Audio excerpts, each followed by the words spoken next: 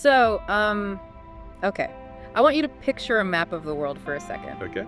Just zoom in on Central Asia. Now, imagine a territory where 93% of the land, I mean, literally almost the entire country, is nothing but sheer cliffs. Is this vertical rock? Right. Jagged peaks and mountains that seem to just physically obscure the sky. It's a place where gravity honestly feels a lot stronger than anywhere else. Exactly. It's a fortress made of rock. Even Alexander the Great, who, conquered pretty much everything he touched, had to essentially bow before the nature here. Yeah, the geography doesn't care who you are. No, it really doesn't. But to get into this place, to reach what some travelers have actually described as this hidden earthly paradise. Today we're doing a deep dive on Tajikistan. Yes, we are. And you're right, the geography is the very first thing that hits you. But the more you spend time there, the more you realize it's a total anomaly. It's this incredible mystery sitting right on the roof of Central Asia. That's the thing that threw me off initially, too. You look at the map and you see the neighborhood, right? Right. Uzbekistan, Kyrgyzstan, Kazakhstan. Turkmenistan. You see all these stands, and your brain just automatically assumes a pattern. You think, okay, similar history, similar language, similar culture. And that is the massive case of mistaken identity that Tajikistan has to deal with constantly. It totally throws a wrench in the whole Central Asian generalization. So let's break that down, because if you're standing in Dushanbe, the capital, you aren't in a Turkic world, are you? No, absolutely not. And this is so crucial to understanding the people. If you look at the neighbors, the Uzbeks, Kyrgyz, Kazakhs, their roots are overwhelmingly Turkic. Right. Historically, that means nomadic traditions, distinct linguistic roots, a culture that was really born from the steppes and the movement of yurts. That sort of horse-riding warrior culture. Exactly. But Tajikistan is the Persian island in that Turkic sea. They aren't nomads. They are the descendants of sedentary civilizations. Their roots are deeply, undeniably Persian. So when we talk about their language, Tajiki, we're basically talking about a dialect of Persian. It's a branch of it, yes. Yeah. A Tajik person can largely understand someone from Iran or Afghanistan, but they wouldn't understand a word of Kyrgyz. It's just a completely different DNA. We're talking about a lineage that goes all the way back to the Samanid Empire, to Zoroastrian fires, to a time when this specific region was the intellectual hub of the Persian world. That distinction, the sedentary versus nomadic lifestyle, it seems like it would change everything about how a society actually builds itself. I mean, nomads travel light. Right. But if you're sedentary, you build deep. You build specifically. You build massive libraries, intricate irrigation systems, you build poetry. And if we want to find the, let's call it patient zero for this identity, the moment they really stake their claim and said, we are Persian, we are different, we have to look at the man standing under the gold dome in Dushanbe. Ismail Samani. The father of the nation. You literally can't miss him. The monument is massive. It is, but it's not just a statue of some guy who won some battles. Samani was the founder of the Samanid Empire back in the 9th and 10th centuries. And the context here is vital, right? Because just before him, the region had been in total chaos. It had been completely overwhelmed. You had the Arab conquest, you had constantly shifting powers. So Moni didn't just rule a kingdom, he sparked a cultural resurgence. He brought it all back. He brought back Persian culture, science, and philosophy. After centuries of upheaval, he basically stood up and said, it is okay to be Persian again. There's a specific detail on that statue that I found really telling. He's holding a crown, Yes. but he's not wearing it on his head. He's holding it out in his hand. That's the key symbol right there. If you were wearing it, it would just be about his personal power. Look at me, I'm the king. Exactly. But by holding it out, it's a gesture. It's a declaration of origins. He's offering the identity to the people. He's saying, this is who we are. We aren't just scattered tribes hiding in these mountains. We are the heirs to a continuous civilization. It's a really heavy legacy to hold on to. And speaking of heavy legacies and massive monuments, we have to talk about how this identity plays out in the modern capital, Dushanbe. Oh, absolutely. Because the city feels like it's trying to bridge the ancient history with a very loud, modern ambition. Dushanbe is fascinating because it's a city of layers. Physically, it sits in this large basin surrounded by hills, so it's the logistical heart of the country. Right. But architecturally, it's a timeline. You have the wide tree-lined avenues from the Soviet planning era. You have these old neighborhoods of single-story tea houses, and then boom, you have this explosion of modern nation-building projects. And when you say nation building, you basically mean let's build the biggest thing we possibly can. There is definitely a bigger is better mentality at play in Dushanbe. I'm thinking specifically of the National Flag Park. I mean, I've seen big flags before, but this is something else entirely. You're talking about the flagpole. It's 165 meters high. Which was, for a while at least, the tallest in the world. But the height isn't even the crazy part to me. It's the flag itself. I was trying to wrap my head around the physics of it. The fabric weighs 700 kilograms. Just think about that for a second. That is over 1,500 pounds. That's the weight of a small car. Or a grand piano, just hanging from a pole. It seems so impractical. I mean, doesn't a flag that heavy just hang there like a dead weight most of the time? That's the irony of the whole thing.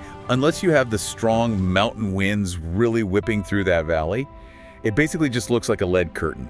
It requires a massive amount of natural energy just to make it wave. It kind of feels like a metaphor for a young country trying to be seen, doesn't it? Like, look at us, we are here and we are massive. It is. It's entirely about visibility.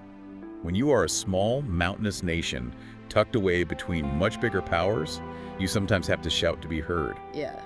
But if the flag is about shouting, then Navru's palace is about screaming. The accidental palace? This story is wild to me. It's one of the most unique architectural stories in all of Central Asia. So, correct me if I'm wrong, but this place was never actually supposed to be a palace. Not at all. The original plan was just to build a tea house, a really big tea house. Sure, they wanted the world's largest, but essentially a place for people to drink chai. That was the plan. But in Tajikistan, the concept of a tea house, a chaikhana, isn't just a cafe like we'd think of it. It's a major community hub. So they started building, and then the ambition just escalated. Escalated is putting it mildly. It went from let's have some tea to let's host the Shanghai Cooperation Organization Summit. The designers and the artisans just kept going. They brought in the absolute best wood carvers, the best mosaic artists in the region. We're talking about acres of cedar and walnut wood, all hand-carved. And it's not just generic luxury, right? It's not just gold leaf slapped on drywall to look expensive. No, and that's the redeeming quality of it. It's ostentatious, yes, but it's deeply rooted in genuine craft. Yeah. Every single room is different. Well, you have ceilings that are designed to look like specific star maps. You have mosaic floors, mirrored walls arranged in traditional Persian geometric patterns. It's an incredible showcase of skill. But there is a bit of an economic irony here, isn't there? You have a country that is still developing, still dealing with major infrastructure challenges, pouring millions into a tea house that became a palace for presidents and diplomats. It's a very valid critique. It's the politics of prestige. The argument from the government is that these buildings attract investment and put Dushanbe on the global map. But when you walk through it, you can't help but be awed by the beauty while also wondering about the staggering cost. It's a lot of noise. The giant flag, the accidental palace. But if you walk just a few blocks away, you hit Rudaki Park. And that feels like you're turning into a totally different frequency. It really does. And honestly, if you want to understand the soul of the country, you skip the palace and go straight to the park. This brings us right back to that Persian identity. Rudaki isn't just a name on a sign. Abu Abdullah Rudaki is the father of classical Persian poetry. And this is where I think we, as outsiders, might really miss the point. In the West, poetry is something you maybe study in 10th grade English and then mostly forget about. Maybe you read a poem at a wedding or a funeral. But in Tajikistan, it's not like that at all. Not even close. Poetry there is functional. It's rhythm, it's memory, it's identity. Ordinary people quote Rudaki in everyday conversation. Really? Oh yeah, it's how they make sense of the world. The language itself is revered.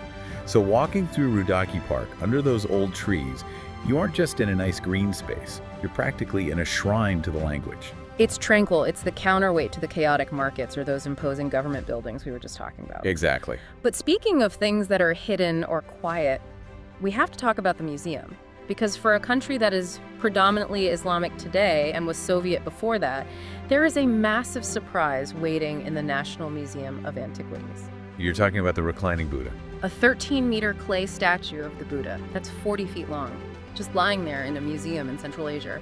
It stops everyone in their tracks. It's the largest clay Buddha in Central Asia. And the story of how it got there is honestly like an archaeological thriller. It was found back in the 1960s at a site called Ajina Tepe, Which was a monastery, right? a 7th century Buddhist monastery. Think about that time frame. This is long before Islam arrived in the region. This massive statue had been sleeping in the earth, just buried under centuries of mud and debris. How do you even move a 40-foot clay statue? It sounds incredibly fragile. It was incredibly fragile. They actually had to cut it into huge blocks just to transport it to Dushanbe and then meticulously reassemble it. But the pose itself is significant. It's the Buddha in nirvana. He's lying on his right side, calm, accepting death. It really changes how you visualize the Silk Road. We usually think of merchants trading spices or silk, just commerce, just moving goods. But this proves it wasn't just goods moving through these valleys. Exactly. It was ideas. It was philosophy. You had monks living in these remote valleys, pilgrims traveling from India to China. Tajikistan was this incredible crossroads of Zoroastrian fires, Buddhist chanting, and later Islamic scholarship. The land has just absorbed all of these layers. It's amazing to think about what is still under the ground. We found the Buddha. What else is down there? That's the constant question in archaeology there. Every time you dig, you find a new layer of history. But moving from what's buried to what's built, we need to leave the capital for a minute. About 35 kilometers west, you hit the Hisar fortress. And if the Buddha represents peace, Hisar represents power. Pure power. And judgments. I've seen photos of the main gate. It's the image on their 20 Samani banknote. It's iconic. But standing there feels a lot different than just looking at a bill. It's incredibly imposing. The burnt brick, the twin towers framing the entrance. It used to be the center of power for the Emirate of Bukhara in this specific region. The gate itself acts as a psychological boundary. Explain that a bit more. What do you mean by psychological? Well, think about the experience of a traveler or a prisoner back in the 18th or 19th century. You're coming from the open, uncontrolled valley. You approach this massive gate. Behind you is freedom and the wild. Inside is absolute control. Right. Inside those walls, taxes were collected, harsh sentences were passed, heads were literally lost. It's the architecture of intimidation. Precisely. Yeah. It was built to make you feel small. And like everything in this region, it's cyclical. Archaeologists have dug down at Hisar and found layers upon layers, walls built directly on top of ruined walls. Rise, fall, silence, repeat. But if Hisar is the ancient version of power, there is a modern version that is, frankly, much more terrifying to me. The Nurek Dam. Oh, Nurek. The scale of Nurek is hard to comprehend until you physically stand on it. It's an earthen dam, one of the tallest on the planet, rising over 300 meters from the valley floor. It holds back a literal sea of water. But what struck me, it wasn't the engineering specs, as impressive as they are, it was the cost. And I don't mean financial cost, I mean the sunken world it created. That is the dark side of these mega projects.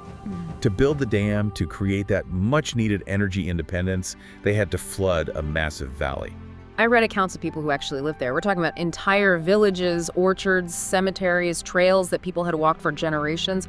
All of it just submerged. Completely displaced. Thousands of people had to pack up their entire lives and move to dry, flat land that they didn't even know how to farm. And now, if you go to the reservoir on a calm day, looking down into that incredibly deep blue water, it's haunting. It is deeply haunting. Locals talk about it with this really complex mix of pride and fear. Which makes sense. Yeah, the engineers look at it and see a battery that powers the nation with megawatts. But the people who actually live in its shadow, they see a vibrant, unpredictable, and frightening presence. They see a monster. They know that down there, under hundreds of meters of water, is a ghost of their past. It's a constant reminder that in Tajikistan, survival is always a negotiation with nature. And that negotiation reaches its absolute peak, literally, when you head east, into the Pamirs. The roof of the world. We said at the start of the deep dive that 93% of the country is mountains. But the Pamirs are different. This isn't just mountainous. This is a high-altitude plateau where the valleys are higher than the peaks of the Alps. It's a completely different planet up there. The air is dangerously thin, the radiation from the sun is intense, and the landscape is so stark.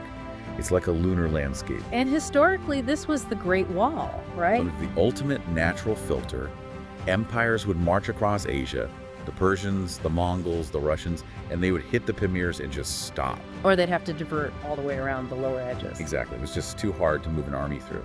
So it left the region to the people who actually knew how to survive it. The shepherds, the nomads. People who adapted. And not just people either. The biology up there is fascinating. You see these glacial lakes that appear by the roadside, shaped by wind and sudden temperature drops, reminding you that winter never really leaves. And then you look at the animals. Look at the goats, I was hoping we'd get to the goats. It sounds funny to bring up, but they are actually a perfect example of what we're talking about. They are marvels of biological engineering. They live on these shattering rock faces. They have incredibly thick fur to handle the freezing winds, special strong hooves to grip the cracked rocks. But it's their behavior that is most telling to me. They have this calm endurance. A calm endurance. I love that phrase. Because you can't rush in the Pamirs. If you run out of oxygen. You pass out. You die. The geography physically forces you to slow down. It demands patience. And I think that is deeply seeped into the national character of the Tajik people. That's a really profound point. The landscape doesn't just surround them, it actively shapes how their bodies move and how they think. Absolutely does. You see it in the hospitality too. Yeah. In a place that hostile, if you see a stranger, you invite them in. You give them tea. Because you know that outside, the environment is actively trying to kill you. Reliance on each other is literally the only way to survive. We are talking about the Anzab Tunnel in Tajikistan.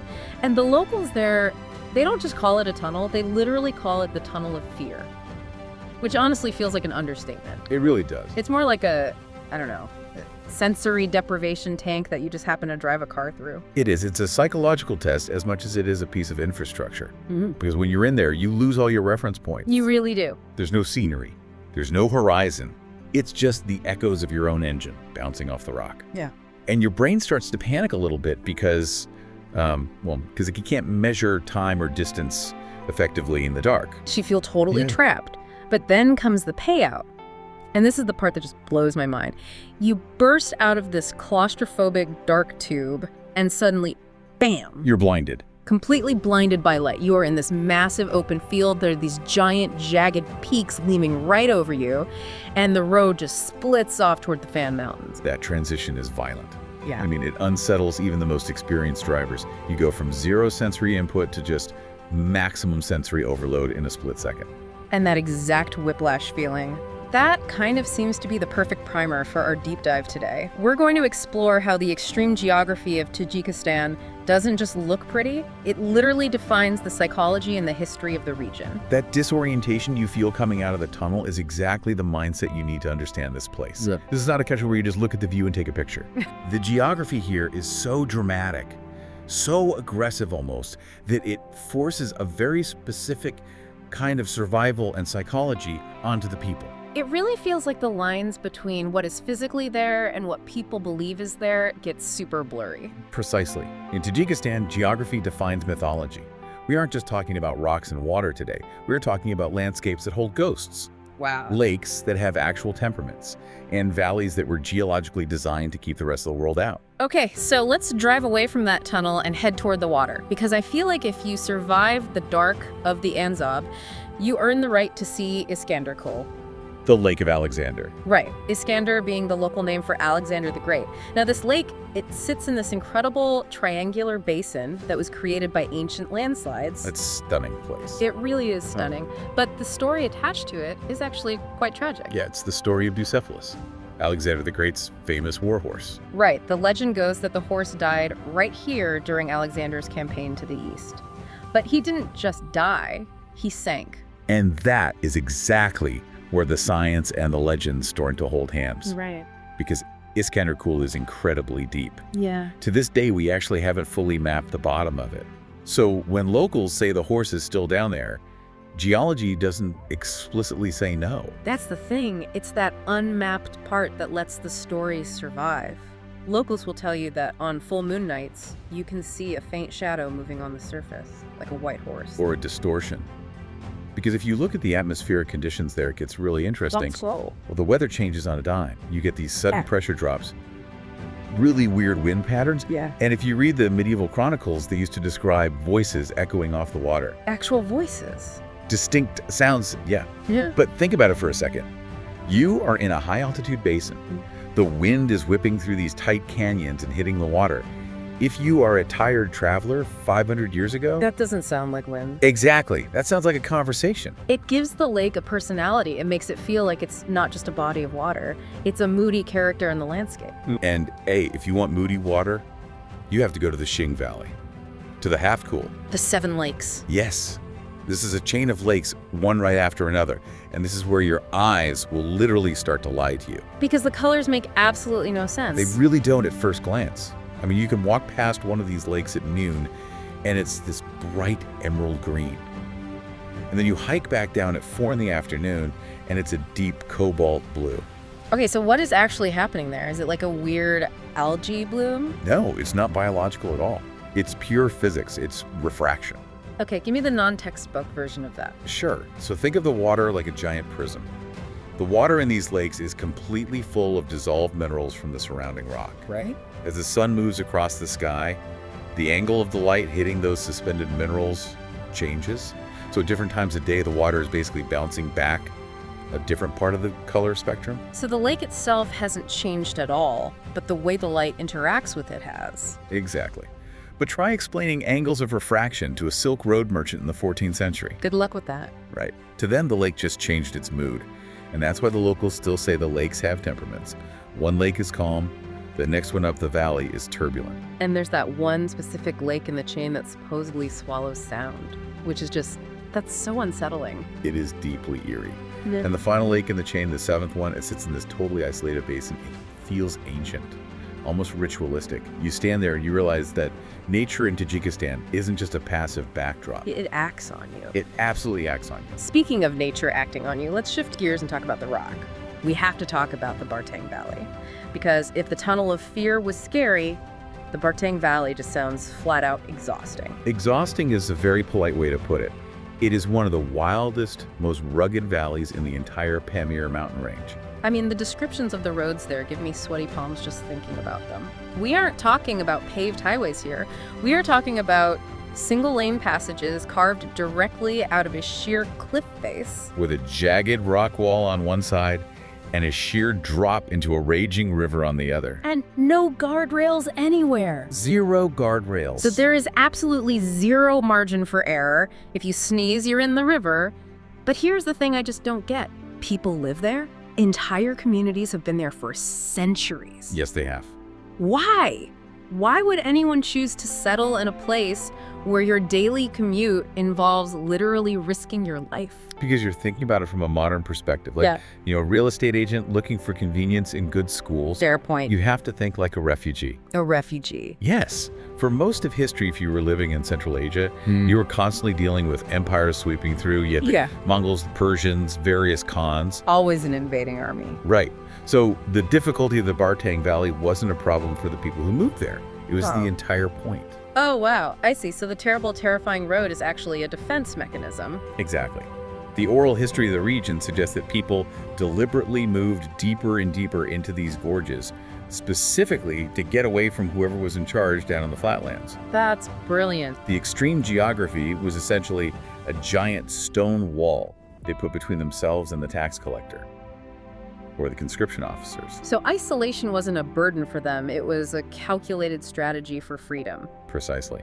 You trade comfort for autonomy. Now that feels like a really sharp contrast to the Fan Mountains. They sit between the Zarafshan and Hisar ranges, and from what I gather, the vibe there is totally different. It's a completely different relationship with the land. The Fan Mountains are high, yes, but they're much more accessible. Mountaineers actually call them conquerable. Meaning they don't try to kill you quite as actively as the Pamirs do? Yeah, something like that. You don't have the same extreme altitude sickness issues, for one. But what's really surprising about the Fan Mountains is the lushness. Lushness. High up there. Yeah, you'll be hiking up this brutal rocky slope, and suddenly you just stumble into this pristine glacial basin or a tall green grassland. And unlike the Bartang Valley, where people were actively hiding, the Fan Mountains seemed like they were basically a highway. A very busy highway. This was a major trade route for over 1,000 years. And because of that, history is literally trunching under your boots when you walk there. Wait, you mean that literally? I do.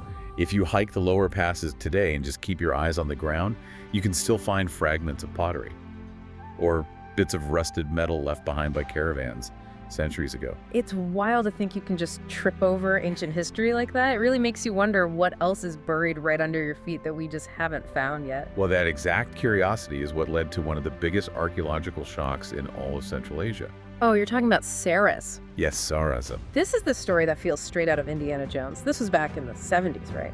The 1970s, yeah. Local farmers were just out plowing their fields, doing their normal daily work. And they kept hitting these stones in the dirt. They thought they were just annoying rocks, ruining their plows. But they were definitely not rocks. No. They had accidentally stumbled onto an entire urban settlement that was 5,500 years old. 5,500 years. That completely rewrites the historical timeline for the area. It totally upended what historians thought they knew about early civilization in that specific region. It pushed urban development back thousands of years. But you know, the real showstopper wasn't the city walls they uncovered. It was the ये grave शहर they किसी found खुली a वादी little में later. नहीं, बल्कि दोनों तरफ से बुलंद चट्टानों में घिरी एक तंग पट्टी पर आबाद है। ये गोर्नो बदख्शां खुद मुख्तार इलाके का इंतजामी मरकज है, लेकिन इसकी असल शोहरत सोवियत दौर में बनाया गया एक नबाताती बाग है। और ये कोई आम बाग नहीं है। यहाँ दिलचस्प बात ये है कि इसे इसकी खूबसूरती के लिए नहीं बनाया गया था। इसका मकसद एक तजुर्बा था। Why was she so important? Who even had the technical skill to make that kind of jewelry 5,000 years ago? Yeah. And the biggest question of all of, why did the entire city just vanish? It just disappeared, right? No signs of a massive war. Right. It just seems to have been abandoned without any clear successor or destruction layer. It's essentially a ghost civilization. So Sir Azam vanishes into the dirt, but other places in Tajikistan survived. Which brings us perfectly to Kujan. Ah, yes, the survivor. Kujan is located right at the mouth of the Fergana Valley, and it has been a continuously inhabited city for over 2,500 years. And Alexander the Great was here too, right? He renamed it Alexandria Eshat. Yes, the farthest Alexandria. He really did love his personal branding, didn't he? He was incredibly committed to the brand, yes. But Kujan survived not because of Alexander, but because of where it sits on the map. It's this massive regional center. And you can really feel that density of time when you walk into the Dushanbe market. I have heard this place is just pure sensory overload. It is one of the largest covered markets in Central Asia. To an outsider walking in, it looks like absolute chaos. Just madness. Yeah, you have voices overlapping thousands of people rushing by smells of spices and fresh meat and hot bread. You have gold vendors next to fruit sellers. Everything is happening all at once. But you're going to tell me it's not actually chaos. It is a highly sophisticated system. That perceived chaos is actually instinctual organization. Every single vendor knows exactly where they belong in the hierarchy. Right. The spice merchants are over here, the fabric sellers are over there. It's a massive living structure built on centuries of habit and trade. And what actually keeps this whole massive system running? The river, the Surdaria. Right. Honestly, if you look at it, the river tells the story of the city way better than any of the ruins do. How so? If you controlled that river, you control the entire Fergana corridor. That water carried invading armies, it carried silk and spices, it carried entire human migrations. Kujan survived for millennia simply because it sat right on the main artery of the world. Okay, so we've covered the rugged mountains, the moody, colorful lakes, and these ancient, shifting cities. Now I want to take a hard left turn. Let's head south to the Katwan province. Because visually, we are completely leaving the snow behind. We are entering Red Rock country now, Childuk-Taro. It literally looks like a different planet, or at least it looks a lot like the American Southwest. These towering red and yellow sandstone formations. It had that heavily eroded, very sculptural look. Yeah. But the story attached to this place is pure Central Asian folklore. The name Childuk-Taro actually translates to 40 girls. And this legend is, well, it's pretty heavy. It is a heavy story. The rock formations there are arranged in these long, very striking vertical rows. The local legend says that these pillars were originally 40 young women. Right. And when a ruthless invading army came through the valley, the women prayed to the mountains to be turned into stone rather than be captured and enslaved. So the rocks actually are the girls in the story. In the legend, yes. They were granted their wish. That really changes how you look at a geological formation. It forces a kind of solemnity onto the landscape. Now, scientifically, we know exactly what this is. Just erosion, right? Yeah, it's soft sandstone. Wind and water have spent millions of years carving the rock into these specific towers. It's basically a masterpiece of natural erosion. But I'll tell you, when you stand there in the dead silence, looking up at those towering rows, the geology feels a lot less real than the legend does. It feels more like a monument than a rock formation. Exactly, it feels intentional. There is one last place I want to touch on before we wrap up, and this might honestly be the weirdest one on the map. It's been described by some as Jurassic Park without the dinosaurs. You're talking about Tigrovaya Balka. Yes. What exactly are we looking at when we go there? Have you ever heard of a tugay forest? I can't say I have. Think of it as a dense jungle right in the middle of a desert. These riparian forests used to line the riverbanks all across Central Asia. But over the last century, massive agriculture projects and cotton farming basically wiped most of them off the map. So Tigrovaya Balka is the last stand. It's the last functioning ecosystem of its kind. So it's basically a living relic. It is a time capsule. Yeah. It's this dense, tangled, incredibly humid ecosystem that somehow managed to survive the 20th century. It's home to the Bactrian deer, which is an animal that's nearly extinct. And they need that specific forest to survive. Yeah, they rely entirely on that super dense vegetation to hide from predators. But there's another resident of this forest, right? Or at least the ghost of one. The Caspian tiger. Now, officially, all the textbooks say this tiger is totally extinct, gone since, what, the 1950s? The mid-20th century, yes. Yeah. They have the official scientific record. Yeah. But the stories just won't die. People still claim to actually see them. Absolutely. Locals, especially the elders in the nearby villages, they still tell very vivid stories of sightings long after the tiger was supposedly wiped out. Why do you think that persists? Is it just wishful thinking? Or tall tales? I really think it's the landscape itself. When you stand inside Tigrovaya Balka, it looks exactly like tiger country. Right. It's totally wild. It's impenetrable. It feels almost prehistoric. The habitat is so incredibly perfect that it just feels like the tiger should be there watching you. So even if the physical animal is totally gone, the landscape is still holding a space for it. Wow. Pamir Highway, the M41. It's one of the highest international roads on Earth, winding through eastern Tajikistan. And honestly, calling it a highway feels like a sick joke by map makers. Yeah, it feels a lot less like infrastructure and more like a dare. It really does. Yeah. But the mission for this deep dive isn't just travel trivia. We are unpacking the core concept of resilience today. Right, because for the people living out there in the Gorno-Badakhshan region, this road isn't some extreme adventure sport. It's an absolute lifeline. We're looking at a place where geography dictates absolutely everything. I mean, your politics, your food supply. Even the air you breathe.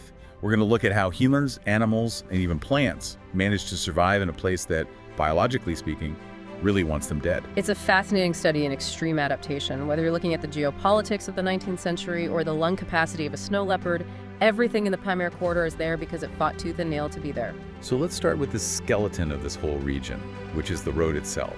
The M41.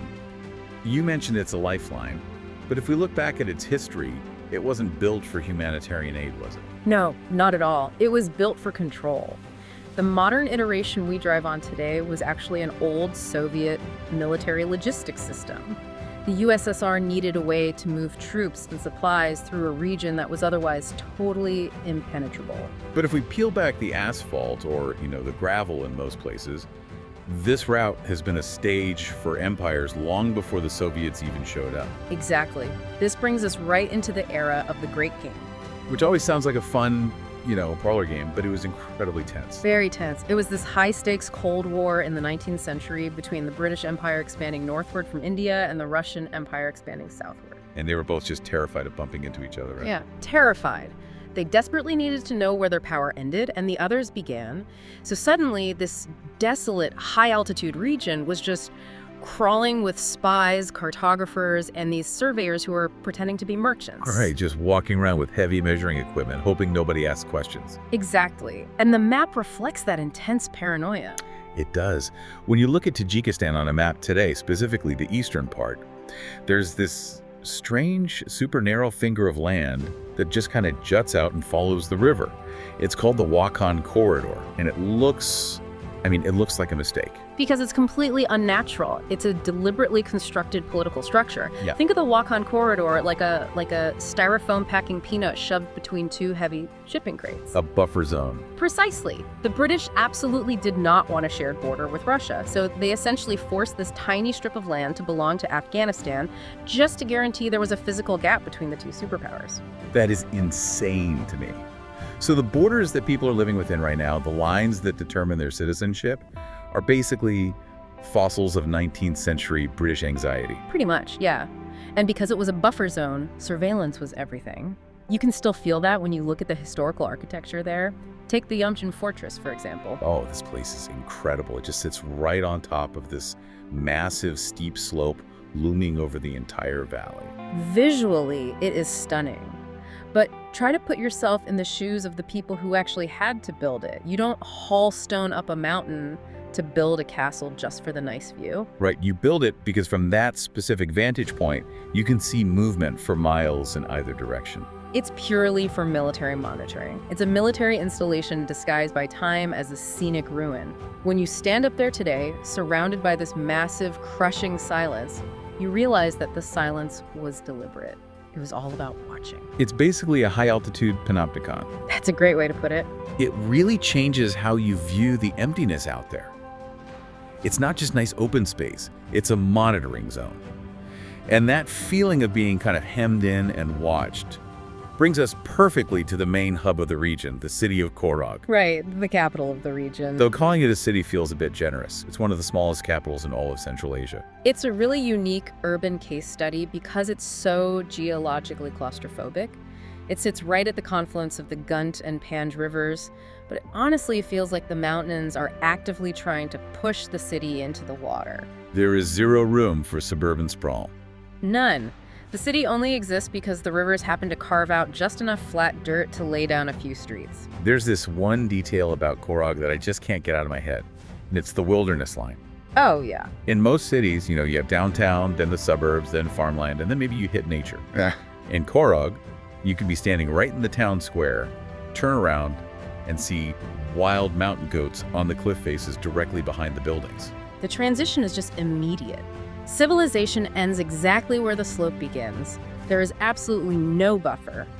And that harshness, that immediate transition to extreme conditions, actually made Korog the perfect location for a very specific Soviet experiment.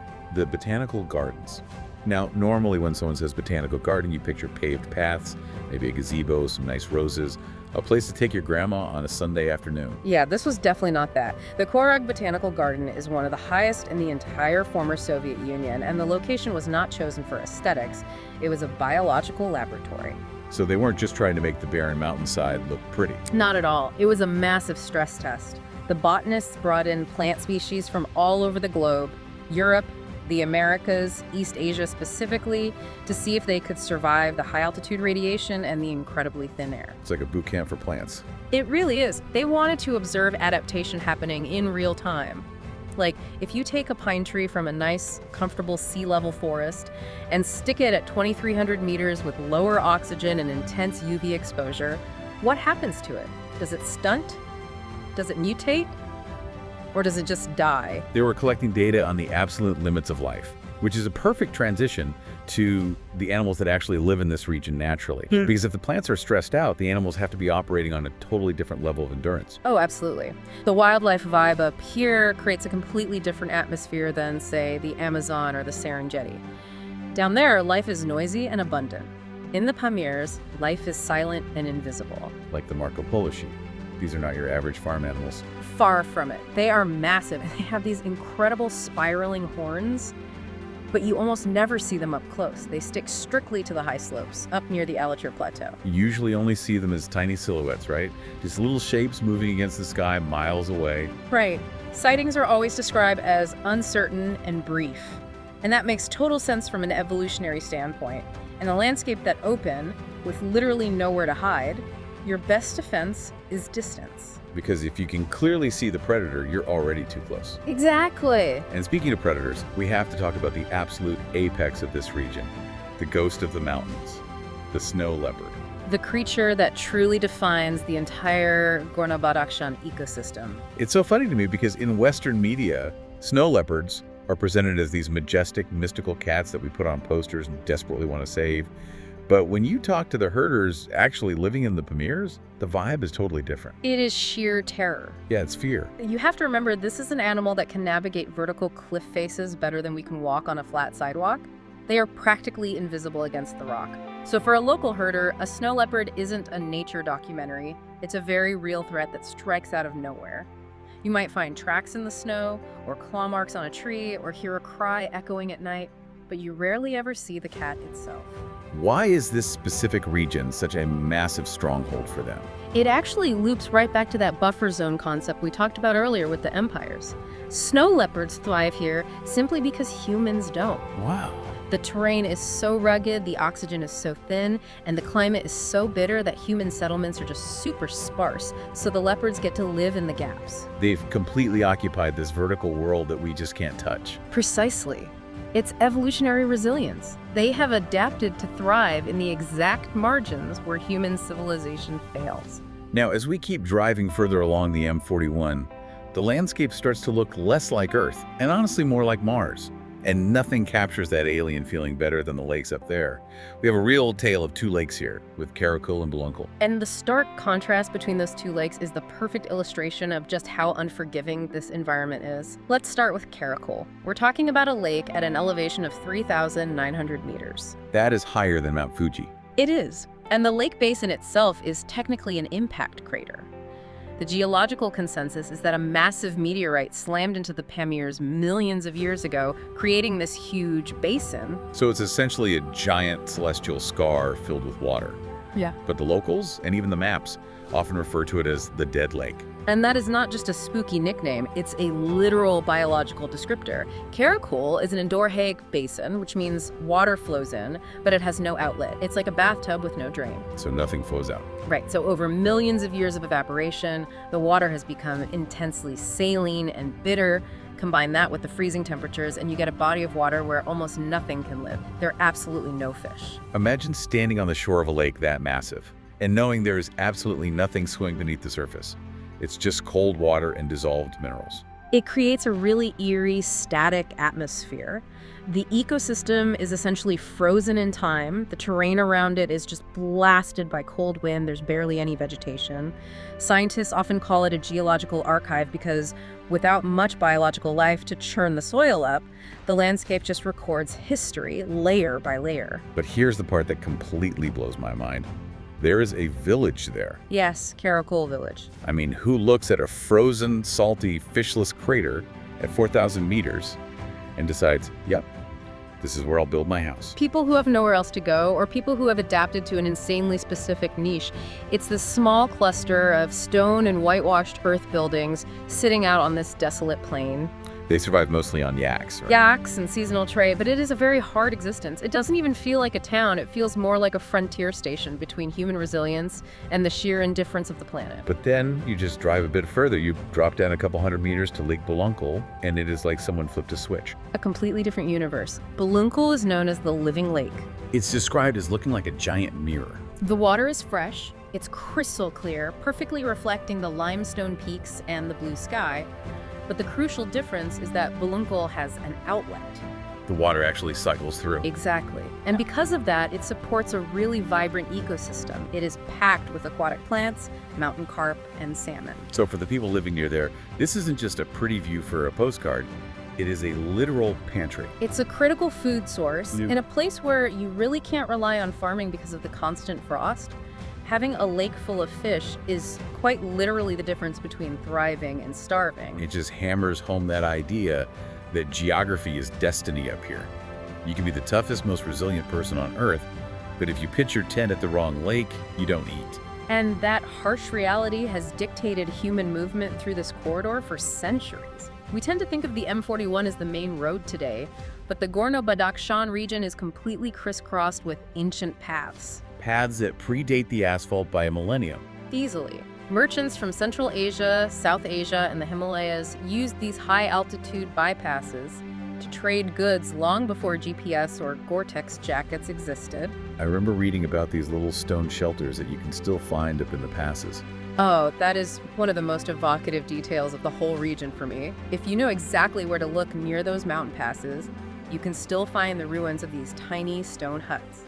They were built simply to provide cover during sudden storms. So you could be driving the M41 in a modern, heated 4x4, look out your window and see the exact same pile of rocks where a merchant huddled for his life during a blizzard in the year 1300. It's incredible to think about. The technology of how we travel has totally changed. We have combustion engines and heated seats now, but the baseline geography of survival hasn't changed one bit. You still have to beat the snow through the pass. You still need to find shelter from the wind. The landscape holds on to these physical fragments of human history that constantly remind us we aren't the first ones to struggle against this environment.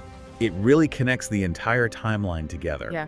From that meteorite smashing into Karakul, to the British and Russian spies mapping the buffer zones, to the Soviet botanists stressing out pine trees, to us just trying to drive down the road today. It's all just different layers of life trying to figure out how to exist in a place that fundamentally does not want them there. Which perfectly brings us back to that core theme of resilience in the margins. Yeah. When we step back and look at everything we've uncovered in this deep dive into eastern Tajikistan, what is the ultimate takeaway here? We've seen the buffer zones, the ghost cats, the dead lakes. What does it all add up to? I think, for me, it really challenges our standard definition of habitable. When we hear habitable zone, we picture mild weather, rich soil, and easy access to fresh water. A nice, comfortable valley. Exactly. The Pamir corridor has none of those things. It is objectively hostile, and yet life is absolutely thriving there. It's intensely defiant. Defiant is the perfect word. The snow leopard defies the lack of prey. The plants in the botanical garden defy the massive UV radiation. The villagers at Karakul defy the freezing cold. It proves that life will always find a way to exist in the buffer zones, in the blank spaces on the map. It does. And honestly, I am still hung up on that idea of Lake Karakul being a geological archive. Oh yeah, the recording device concept. Think about it. If that dead lake is an archive that captured a meteorite impact from millions of years ago down in its sediment, what exactly is it recording right now? Oh wow, that is a heavy thought. It is. The climate is shifting. The glaciers that feed the entire region's rivers are shrinking. Even the geopolitical tensions around those borders are constantly morphing. So we are leaving our own lair. Precisely. Future civilizations, maybe thousands of years down the line, will dig into the sediment of Lake Karakul, and they will read our current era just as clearly as we read the meteorite impact. We are actively writing the next layer of that archive right now. We are part of the sediment. Well, that is certainly a perspective shift if I've ever heard one. It really makes you feel small, doesn't it? But I think feeling small is entirely the point of the Pamirs. I completely agree. Well, we hope this journey up to the roof of the world gave you a brand new appreciation for silence, for survival, and for the thin air of the high mountains. And the beauty of the margins. Absolutely. Keep exploring, keep reading the landscape around you, and we will catch you in the next deep dive.